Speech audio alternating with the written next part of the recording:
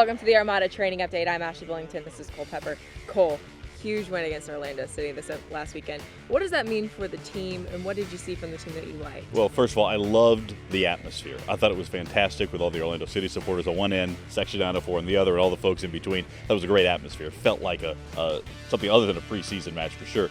One of the things I really liked about what we saw from the Armada is the way they fought back. And one of the, I think, defining characteristics of Tony Meola as a player was his competitiveness.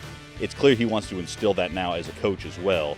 And I think we saw it. You go down 1-0, you come back, and before the starters get taken out for Orlando, the Armada get 2 more goals early in the second half and wind up with that 2-1 victory. So that sort of resilience and toughness, I think we're already seeing it show on the field. And how do they keep the momentum from this win into the bye, or into having an off week, and then going into this next week coming up with 2 games, including an MLS opponent? And how do they incorporate Junior Sandoval into the mix? Yeah, those are some big questions.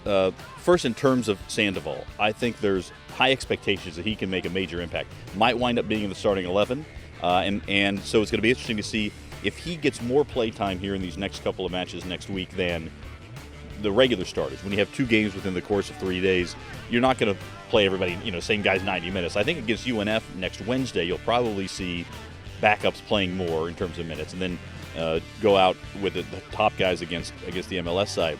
But Sandoval's intriguing. He's been playing in the top division in Colombia. He's got great talent. He's played in the NASL before. He knows the league. I think there's some expectations he could be a real impact player for this club. And what do you want to see going into that next week? I mean, what was one thing that you not were concerned about, but thought that maybe it needed to be worked on in this off week? Well, I think Tony Meola told you at halftime. He said after the game, and he continues to work on it in practice. That's maintaining possession with a passing in the midfield. That's something I think the Armada want to be better at.